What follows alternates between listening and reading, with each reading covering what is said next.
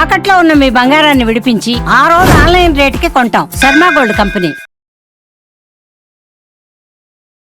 నమస్తే, welcome to Suman TV. బంగారం వెండి ధరలు అమాంతం పెరిగిపోతున్నాయి. ఒక్కసారి ఈరోజు ఏంటో పరిస్థితి ఒక్కసారి మీకు వివరించే ప్రయత్నం చేస్తా. 24 క్యారెట్ల బంగారం ధర 11,770 రూపాయలు పెరిగి 1,78,850గా ఉంది. అలాగే వెండి కూడా కేజీ వెండి 4 లక్షలు దాటిపోయింది. 4,25,000 ఉంది ప్రస్తుతం. ఈ బంగారం వెండి ధరలు అమాంతం పెరగటాన్ని ఏ విధంగా చూడాలి, భవిష్యత్తులో ఎలా ఉంటుంది పరిస్థితి, దీనికి కారణాలు ఏంటి, తర్వాత తగ్గే అవకాశం ఏమైనా ఉందా, వీటన్నిటి గురించి మనం డిస్కస్ చేసే ప్రయత్నం చేద్దాం. బిజినెస్ ఎక్స్పర్ట్ ప్రశాంత్ గారు మనకి లైవ్ కాల్లో జాయిన్ అయ్యారు. సార్తో మాట్లాడదాం. ప్రశాంత్ గారు నమస్తే సార్. నమస్తే అండి. ప్రశాంత్ గారు, ఆల్ టైమ్ హైకి చేరిపోతున్నాయి సార్ బంగారం వెండి ధరలు. గతంలో ఎప్పుడు లేనట్లుగా ఒక్క రోజులోనే 10,000, వెండి అయితే 25,000 ఇలా పోతుండడంతో సామాన్య మధ్యతరగతి ప్రజలైతే అసలు కళ్ళు బైర్లుగా మీరు చూస్తూ ఉన్నారు. ఏంటి ఈ పరిస్థితిని ఎలా అనాలిసిస్ చేస్తారు? డెఫినెట్లీ మనము చాలాసార్లు చర్చించుకున్నట్టు గత 2 సంవత్సరాలుగా వెండి బంగారు పరుగు పెడుతూనే ఉంది. 2025 సంవత్సరంలో దాదాపు 75% రిటర్న్స్ ఇచ్చిన గోల్డ్, అలాగే 150% రిటర్న్స్ ఇచ్చిన వెండి 2026 మొదలు పెట్టంగానే మొదటి మాసంలోనే దాదాపు గోల్డ్ ఏమో 40% వరకు పెరగడం, అరౌండ్ 30% టు 40%, గోల్డ్ ఏమో 100%, ఆల్మోస్ట్ 2,30,000తో మొదలై ఈరోజు 4,30,000 అంటే దాదాపు 100% ఒక నెలలో పెరగడం అనేది ఇది ఒక అబ్నార్మల్ గ్రోత్ అండి. ఇవి చాలా ఫ్యాక్టర్స్, కానీ ఇంత స్పెక్యులేషన్ అయితే ప్రపంచంలో ఏ అనలిస్ట్ కానీ ఏ సంస్థ కూడా ప్రెడిక్ట్ చేయలేదు. మీకు సాధారణంగా గోల్డ్ టార్గెట్ ప్రైస్ స్పెక్యులేషన్ కాదు, అంచనా వేసే సంస్థ గోల్డ్మెన్ సాక్స్ అని మీరు వినే ఉంటారు, ఒక ప్రముఖ అంతర్జాతీయ మార్కెట్ రీసెర్చ్ ఫర్మ్ అది. సో వాళ్ళు కూడా 4,800 నుంచి 4,900 డాలర్లు పర్ ఔన్స్ అండి. గోల్డ్ అంటే 28.5 గ్రామ్స్ ఒక ఔన్స్ ధర $4,800 చేరుకునే అవకాశం ఉంది. అది కూడా 2026 చివరికి. అది గోల్డ్ యొక్క అంచనా ఈ సంవత్సరానికి. అటువంటిది 30 రోజుల్లో $5,000 దాటిపోయింది గోల్డ్. వాళ్ళు కూడా సవరించుకున్నారు అంచనా.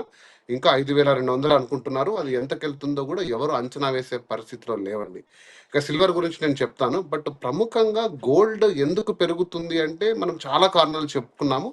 బట్ అన్నిటికంటే ముఖ్యమైన కారణం అండి డాలరైజేషన్. అంటే ప్రపంచము డాలర్కి ప్రత్యామ్నాయంగా ఇంకొక కరెన్సీ వైపు చూస్తుంది. అంటే అది పౌండ్స్ పెరగచ్చు, ఎన్స్ కావచ్చు, ఇంకోటి కావచ్చు, కానీ అన్నిటికంటే డాలర్తో పోటీ పడుతూ అందరూ కూడా, తర్వాత రీటైలర్స్ అయితేనేమి, హోల్సేల్ ఇన్వెస్టర్స్ అయితేనేమి, ప్రభుత్వాలు కూడా డాలర్కి ప్రత్యామ్నాయంగా ఇంకొక కరెన్సీని తీసుకొస్తున్నారు. అందులో మెయిన్ గోల్డ్ స్థానం సంపాదించుకుందండి.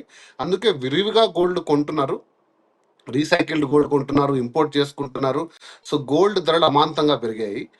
తర్వాత ఈ ప్రపంచ ఆర్థిక తర్వాత పొలిటికల్ పరిస్థితులు బాగాలేవండి. అంటే దేశాల మధ్య సంబంధాలు ఏవి కూడా బాగాలేవు. అంటే ప్రముఖంగా ఇప్పుడు మిడిల్ ఈస్ట్లో ఇరాన్లో ఉన్న సందిగ్ధం, అంటే అమెరికా యుద్ధ వాతావరణం తీసుకొస్తుందా, తీసుకొస్తే ప్రపంచం ఎలా రియాక్ట్ అవుతుంది, అప్పుడుండే పరిస్థితుల్లో మనకు ఈ కరెన్సీ అంతా అండర్ వాల్యూ అయిపోయి ఖచ్చితంగా మెటల్స్ అనేటివి ప్రిషియస్ స్టేజ్లోకి వస్తాయి అని ఒక నమ్మకము.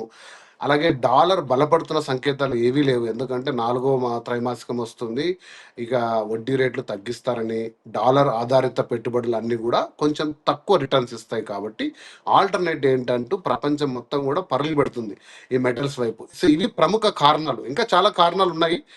బట్ ప్రధానంగా బ్యాంకులు కొనడము, ఒక ఇన్వెస్టర్ డాలర్ మీద నమ్మకం సన్నగిలడం, ఇవి గోల్డ్ వైపు పరుగులు పెడుతున్నాయి. కానీ ఇంత అమాంతంగా ఎవరూ చెప్పలేరండి. అంటే ఏ అనలిస్ట్ కానీ ఏ సంస్థ కూడా ప్రెడిక్ట్ చేయలేదు. ఎందుకంటే గోల్డ్ ఎప్పుడు వొలటైల్ కాదంటే సడన్గా పెరిగి సడన్గా పడిపోయే సాధనం కాదు. మరి 70 ఏళ్ళు చరిత్ర చూస్తే గోల్డ్ ఎప్పుడు ఇలా సడన్గా పడిపోయేది. అంటే ఇక్కడ నుంచి కిందికి దిగే అవకాశం ఉండదు. పరిస్థితులు కొంత భిన్నంగా కనిపిస్తున్నాయి కదా సార్. ఇప్పుడు పెరగడం కూడా బాగా పెరుగుతుంది, తగ్గడం కొంచెం కొంచెం తగ్గినా సరే పెరిగే టైం వచ్చేసరికి బాగా పెరిగిపోతుంది. ఇదే అర్థం కావట్లేదు.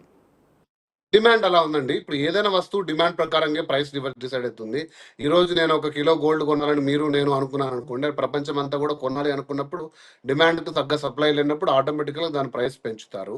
ఇక రెండోది ఏంటి అంటే మనకు గోల్డ్ అనేది ఒక హై డిమాండ్ ఉన్న ఐటమ్. సో కాబట్టి అది పడిపోదు, అది అంటే ఖచ్చితంగా కరెక్షన్ అవుతుంది. అంటే ఒక సంవత్సర కాలం పాటు 6 నెలల పాటు అది పెరగకపోవచ్చు, ఒక 1,000-2,000 తగ్గచ్చు, 5,000 తగ్గచ్చు. కానీ ఇప్పుడు ఇది 10,000 పెరగడము, 15,000 పెరిగినంత పడిపోయే సాధనం అయితే గోల్డ్ కాదు.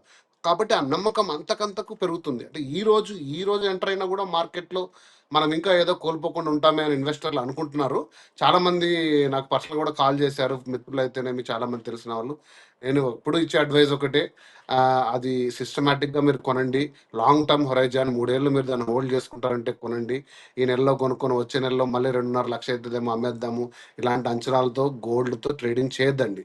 బహుశా మీకు ఇదంతా కొంచెం ఉత్తేజంగా ఉండొచ్చు. అంటే కొంచెం ఎక్సైటింగ్‌గా ఉండొచ్చు. అరే! దీన్ని క్యాష్ చేసుకోవాలి, 5 లక్షలు ఉన్నాయి. దీన్ని ఎట్లైనా 10 లక్షలు చేసుకుందామంటే ఇక మీరు ఇబ్బంది పడతారు. అది ప్రముఖంగా. సో, పడిపోయే సూచన అయితే లేదండి. ఈ వాతావరణ పరిస్థితులు మళ్ళీ స్టెబిలైజ్ కావచ్చు. ఒక్కసారిగా డాలర్ పై నమ్మకం రావచ్చు. గోల్డ్ డిమాండ్ కొంచెం తరగచ్చు. రేట్ అయితే పడిపోదు. 100% నేను చెప్పగలను. గోల్డ్ ఎందుకంటే దాని మార్కెట్ క్యాప్ చాలా పెద్దది గోల్డ్. బట్ సిల్వర్ గురించి వచ్చేటప్పుడు నేను లక్షల చెప్తాను. వరకు సిల్వర్ ఇస్ వెళ్తుంది వెరీ వోలటైల్. మెల్లమెల్లగా. ఇంకా వారం 10 రోజుల్లో 2 లక్షలు కూడా టచ్ కావచ్చు అని చెప్పి అంచనా వేస్తున్నారు. అంటే ఇది ఇట్లా 2 లక్షలు, 2 లక్షలు దాటి ఇట్లా వెళ్ళిపోద్దా? చాలామంది ఒక ఆలోచన కూడా చేస్తున్నారు. ఇది ఏదో ఒక రోజు కిందకి 1,00,000 వరకు పడిపోయే రోజులు కూడా వస్తాయి. అట్లా జరిగే స్కోప్ ఉందా సార్ అసలు? అస్సలు లేదండి. అది నేను చాలా సార్లు చెప్పాను. ఇంతకుముందు గూడా చాలామంది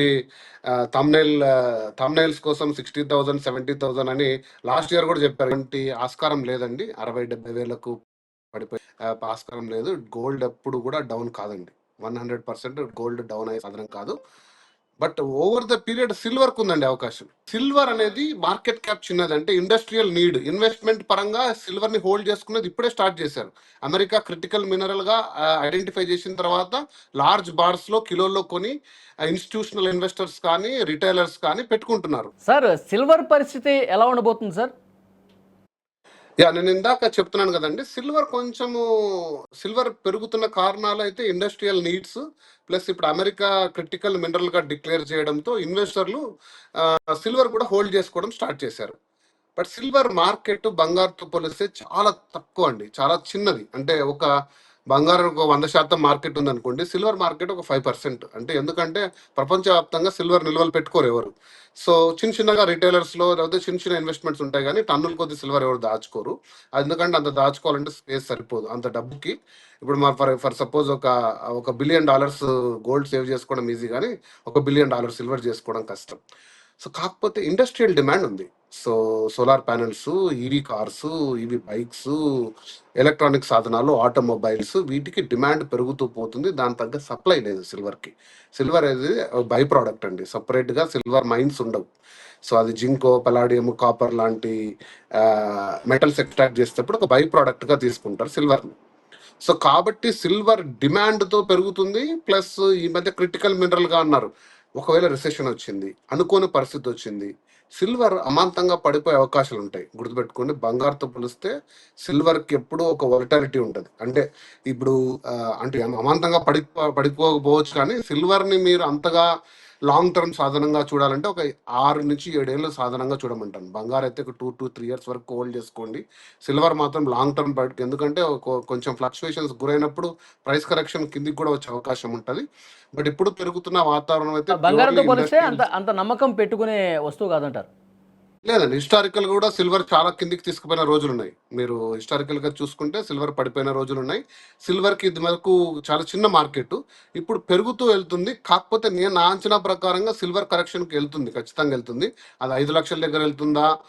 లేదా 5.5 లక్షల దగ్గర ఎళ్తుందో నేను చెప్పలేను గానీ, ఒక లాంగ్ కరెక్షన్ అయితే జరిగే ఆ అవకాశం హై ఉంది పాయింట్‌కెళ్ళి సిల్వర్‌కి. మళ్ళీ అమాంతం పడే ఛాన్స్ కూడా ఉండొచ్చంటారా? అమాంతం అంటే మనం అంత అంచనా వేయలేము. కానీ సిల్వర్ డెఫినిట్‌గా 50% చరిత్ర పడిన మీరు ఇంతకుముందు సందర్భాలు గూడా చెప్పారు. ఉన్నాయి. దాని చరిత్రకు పడిపోయిన దాఖలాలు కూడా ఉన్నాయని. 50% పడిపోయిన సందర్భం ఉందండి. సిల్వర్‌కి హిస్టరీ ఉంది. సో, హ్మ్. గోల్డ్ ఎప్పుడు గూడా ఒక 5% కరెక్షన్‌లో జరిగింది గానీ, సిల్వర్ 50% కరెక్షన్స్ జరిగిన హిస్టరీ ఉంది. అంత మార్కెట్ క్యాప్ లేదండి సిల్వర్‌కి. ఇప్పుడిప్పుడు పెరిగింది. మరి అమెరికా డిక్లేర్ చేసినాక క్రిటికల్ మినరల్‌గా హోల్డ్ చేసుకోవడం స్టార్ట్ చేసిన తర్వాత అది ఎంతకాలం ఉంటుంది? డాలర్ మళ్ళీ బలపడితే సిల్వర్‌పై మోజు తగ్గితే, లేకపోతే ప్రొడక్షన్ పెరిగినా, రీసైకిల్డ్ సిల్వర్ పెరిగినా, మళ్ళీ సిల్వర్ కొంచెం కరెక్షన్ అయ్యే అవకాశం ఉంది కాబట్టి సిల్వర్ ఇన్వెస్టర్స్ మాత్రం కొంచెం చూసుకోండి. మీకు వీలైనంత వరకు సిల్వర్‌ని డిజిటల్ రూపంలో తీసుకోమని నేను చెప్తాను. నిపాన్ ఉన్నాయి, ఈటీఎఫ్ ఫండ్ కొన్ని ఉన్నాయి ఫండ్స్. సింపుల్‌గా మీకు కావాల్సిన రీతిలో ఇన్వెస్ట్ చేసుకొని, మీ టార్గెట్ అంచనా వచ్చినప్పుడు హోల్డ్ చేసుకొని దాన్ని క్యాష్ చేసుకోండి. ఫిజికల్‌గా సిల్వర్ తెచ్చుకొని, హోల్డ్ చేసుకొని దాన్ని మళ్ళీ లెండింగ్ కూడా ఉంది, ఇప్పుడు ప్లెడ్జ్ చేసుకోవచ్చు, కానీ గోల్డ్ చేసినంత ఈజీగా సిల్వర్ని ప్లెడ్జ్ చేయవు. అంటే అన్ని బ్యాంక్స్ అంత ఈజీగా తీసుకోవు సిల్వర్ని. సో ఏ రకంగా చూసినా కూడా మీరు సిల్వర్ అనే దాని మీద కొంచెం జాగ్రత్త వహించండి అని చెప్తాను. ఇప్పుడు జరుగుతున్న కారణాలు వేరే, పెరుగుతున్న ప్రైస్కి, కానీ ఇన్వెస్టర్స్ మాత్రం కొంచెం జాగ్రత్త వహించండి. బంగారం వెండి ధరల్లో గతంలో కొన్ని సంవత్సరాలుగా ఒకసారి కంపేర్ చేస్తే ఈ స్థాయిలో పెరుగుదల అనేది ఉందా సార్? గతంలో కూడా 10,000 12,000 బంగారం కూడా ఇట్లా పెరిగిన పరిస్థితి ఉందా? బంగారు సిల్వర్ చరిత్రలో ఇంత కరెక్షన్, ఇంత స్టీప్ హైక్ ఎప్పుడు లేదండి. బంగారు మీరు చరిత్ర తీసుకొని గ్రాఫ్ తీసుకుంటే మీకు యాన్యువల్ రిటర్న్ స్థిరంగా 8 to 10% ఇస్తూ వచ్చింది. కొన్ని సందర్భాల్లో 15 to 20% వచ్చింది, కానీ 75% సిల్వరు, సరే బంగారు, 150% సిల్వర్. ఈ ఇయర్ ఎంత పోతుందో తెలియదండి. 87,000 సిల్వర్ 2025 జనవరి 1, 87,000 ఉన్న సిల్వర్ ఈరోజు 4,50,000 అంటే 500% రిటర్న్. ఇలాంటి అబ్నార్మల్ గ్రోత్ అనేది సిల్వర్ హిస్టరీలో లేదు. గోల్డ్ కూడా 75% పర్ ఇయర్ అనేది లేదండి హిస్టరీలో. సో చెప్పాను కదండి, ఒక ఆల్టర్నేట్ కరెన్సీ ఎమర్జ్ అయ్యే విధానంలో ఉంది అని ప్రపంచం మొత్తం కూడా. డాలర్కి బలంగా ఇంకొక కరెన్సీ ఉండాలి, అది ఈ ప్రిషియస్ మెటల్ అయితేనే బాగుంటుందనే ఒక నమ్మకం పెరిగింది ఒకసారిగా. సో అందువల్ల ఇదంతా జరుగుతుంది. సార్ ఫైనల్గా ఈరోజు బంగారం కొనాలి అనుకున్న వాళ్ళకు ఏం చెప్తారు? నేను మొదటి నుంచి చెప్తున్నానండి, బంగారు ఈరోజు కొంటున్నారంటే మీ ఉద్దేశం కనీసం ఒక 2 సంవత్సరాలన్నా కనీసం హోల్డ్ చేసుకునే విధానంతో కొనండి. మీకు ఏదో నెక్స్ట్ మంత్ 5 లక్షలు అవసరం ఉంది కదా అని ఈరోజు మీ దగ్గర ఉన్న 2.5 లక్షలు పెట్టి నెక్స్ట్ మంత్ క్యాష్ చేసుకోవాలని చేయొద్దండి. మెటల్ ఎప్పుడు నేను చెప్తానండి, metals are always your insurance, not your growth asset. అంటే మీరు కార్కి ఇంజన్ ఉందనుకోండి, అది నడిపిస్తుంటుంది ముందుకి. కార్కి ఇంజన్ లాంటివి ఇతర గ్రోత్ అసెట్స్ అన్ని కూడా, మీ మ్యూచువల్ ఫండ్స్, షేర్ మార్కెట్లు, ల్యాండ్ వాల్యూస్ ఇవన్నీ. కానీ బంగారం అనేది సీట్ బెల్ట్ లాంటిది, అది మిమ్మల్ని ప్రొటెక్షన్ కోసం వాడుకోవాలి మీరు ఇన్వెస్ట్మెంట్లో. ఇవి ఒక ఇన్సూరెన్స్ అసెట్స్, ఇవి మీకు ఎప్పుడో ఆపద వచ్చినప్పుడు వాడుకునే విధంగా ఇన్వెస్ట్ చేయండి అని నేను చెప్తాను. తర్వాత సిస్టమేటిక్గా ఇన్వెస్ట్ చేసుకోండి. ఒక 6 సార్లు ఎంటర్ కాండి 6 నెలల్లో. అది ఎంతైనా సరే, అది పెరిగినా తగ్గున్నా కూడా మీరు ఆ ఫ్లక్చుయేషన్స్ తీసుకుంటారు. 6 నెలల్లో మీకు కావాల్సిన మొత్తాన్ని ఇన్వెస్ట్ చేసుకోండి, స్థిరంగా పెట్టుకోండి, రిటర్న్ తీసుకోండి. నేను ఎప్పుడు ఇచ్చే సలహా ఇదే. వీలైనంత వరకు ఫిజికల్ గోల్డ్ కాకుండా ఈటీఎఫ్స్లో తీసుకోండి అని చెప్తాను.